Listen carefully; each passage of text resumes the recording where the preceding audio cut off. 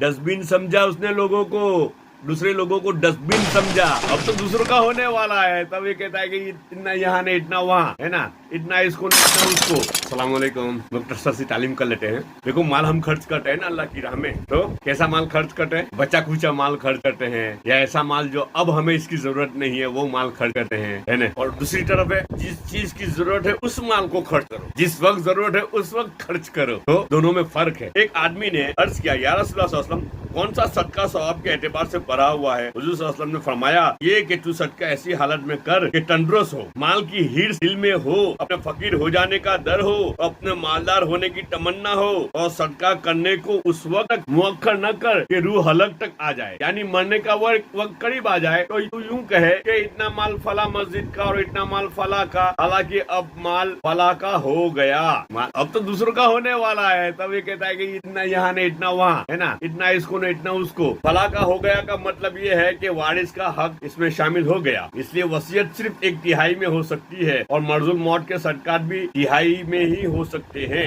इससे ज्यादा हक मरने वाले को नहीं है। इसी वास्ते एक और हदीस में हुजूर सल्लल्लाहु अलैहि वसल्लम का पाक इरशाद है कि आदमी कहता है मेरा माल, हालांकि उसका माल 3 चीजें हैं, जो खा लिया या पहन लिया या अल्लाह के खजाने में सदका करके जमा कर दिया। इसके अलावा जो रह गया वो जाने वाला है, यानी ये शख्स उसको लोगों के लिए छोड़ने वाला है। मेरा माल, मेरा माल, मेरा माल, तो मेरा माल कौन सा है? देखो फिर से सुनते हैं। जो खा लिया, मैंने जो खा लिया वो मेरा है, जो पहन लिया वो मेरा है, या अल्लाह के खजाने में सदका करके जमा कर दिया वो मेरा है। इसके अलावा जो रह गया वो जाने वाला है, यानी ये शख्स उसको लोगों के लिए छोड़ने वाला है। जो बचा के छोड़ेगा ना, मरते वक्त सब बचा के छोड़ेगा, छोड़ के जाएगा, वो तो दूसरों का है, अब वारिसों का है, वो तो वारिसों का है, अब मेरा माल थोड़ी है जी। एक और हदीस में है कि आदमी अपनी जिंदगी में 1 दिरहम सदका कर दे, वो इससे बेहतर है मरते वक्त 100 दिरहम सदका करे, इसलिए कि वाकई मरते वक्त तो वो गोया दूसरे के माल में से सदका कर रहा है। अब उसका क्या रहा? उसका तो बहरहाल इस माल को छोड़ जाना है। एक और हदीस में है, हुजूर सल्लल्लाहु अलैहि वसल्लम का इरशाद नकल किया गया कि जो शख्स मरते वक्त सदका करता है उसकी मिसाल ऐसी है जैसा कोई शख्स जब खूब पेट भर ले तो बचे हुए खाने का हदिया तोहफा किसी के पास लेकर जाए। खाना बचा है तो